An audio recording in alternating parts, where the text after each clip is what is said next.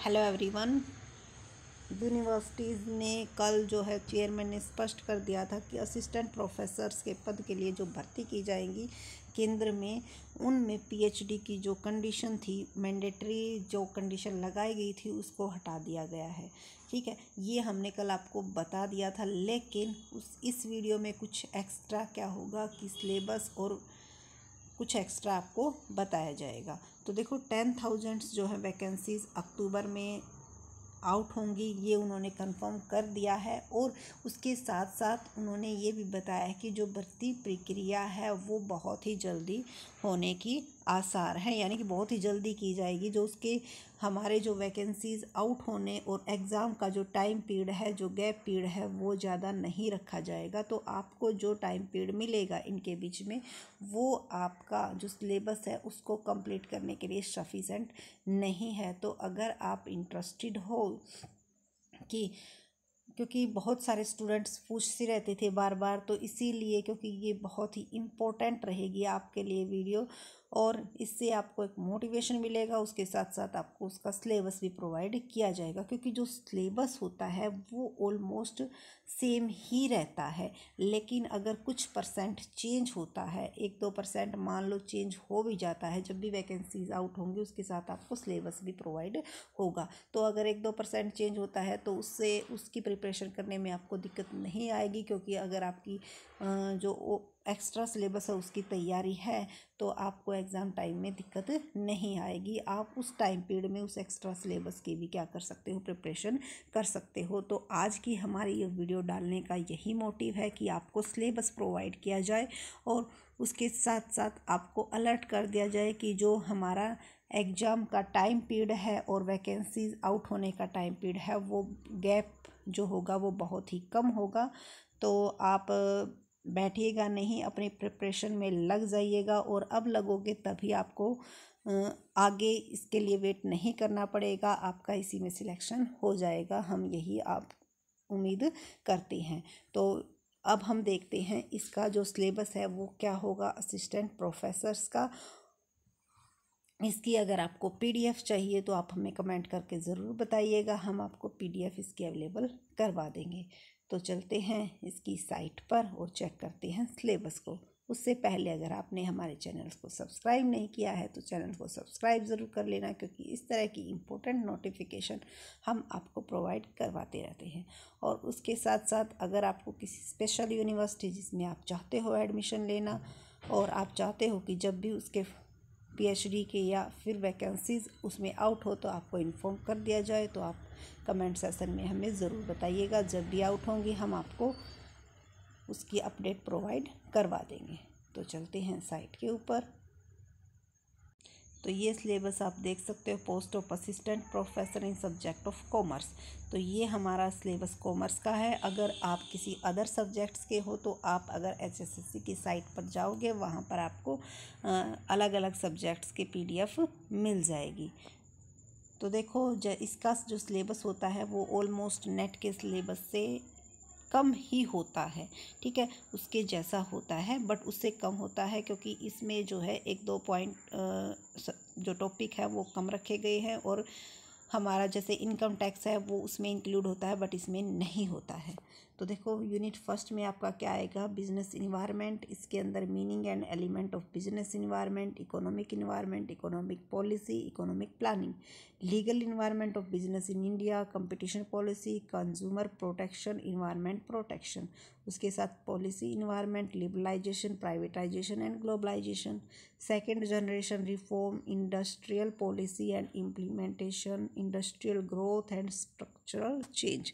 देखो अगर आपको सिलेबस कंफर्म हो जाता है तो आपको एक डायरेक्शन मिल जाती है तैयारी की, और अगर आपको अपनी डायरेक्शन का पता है तो प्रिपरेशन भी जल्दी होती है। उसके बाद है unit second, financial and management accounting.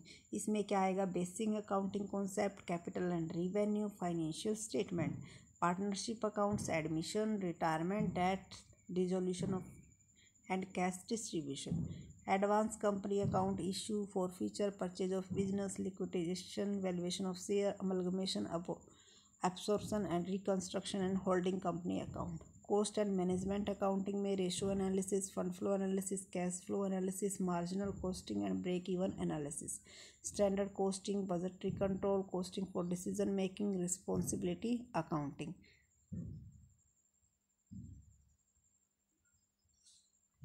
उसके साथ business economics, nature and usages of business economic, concept of profit and wealth maximisation, demand analysis, analytic of demand, indifference curve analysis, law of demand, utility analysis, law of return, law of variable proportion, cost, revenue, price determination in different market situation, perfect competition, monopolistic competition, monopoly, price discrimination and oligopoly pricing strategy.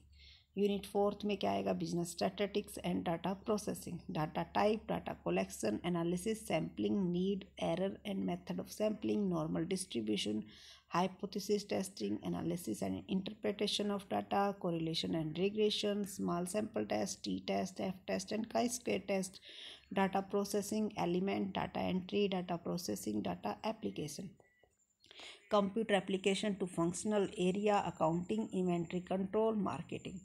उसके बाद unit 5 business management, principle of management, planning, objective, strategy, planning process, decision making, organizational structure, formal and informal organization, organizational culture, staffing, leading, motivation, leadership, community, communication, controlling, corporate governance and business ethics। Unit 4 में marketing managements के, the evaluation of marketing, concept of marketing, marketing mix, marketing environment, consumer behavior, market segmentation, product decision, pricing decision, distribution decision, promotion decision, marketing planning, organizing and control। Unit 7th financial management, capital structure, financial and operating leverage, cost of capital, capital busting, working capital management and dividend policy। And unit 8 में human resource management, concept, role and function of human resource management, human resource planning, recruitment and selection, training and development, succession planning, compensation, wages and salary administration, initiative, fringe benefit, morale and productivity, performance appraisal, industrial relationship in India, health, safety, welfare and social security, workers participation in management। उसके बाद 9th unit banking and financial institutions, important of banking to business, types of banks, their function, reserve bank of India, NABARD and rural banking, banking sector reform in India, NPA, capital adequacy norms, e banking, development banking, IDBI, IFCI, SFC, UTI, SIDBI and Mudra. उसके बाद unit 10 जो last unit है, international business, theoretical foundation of international business, balance of payment, international liquidity, international economic institutes, IMF, World Bank, IFC, IDA और ADB, World Trade Organization, its function and policy, structure of India, foreign trade, composition and direction, Exim Bank, Exim policy of India, regulation and formation of foreign trade। तो ये था हमारा syllabus जो कि 10 unit में divided है।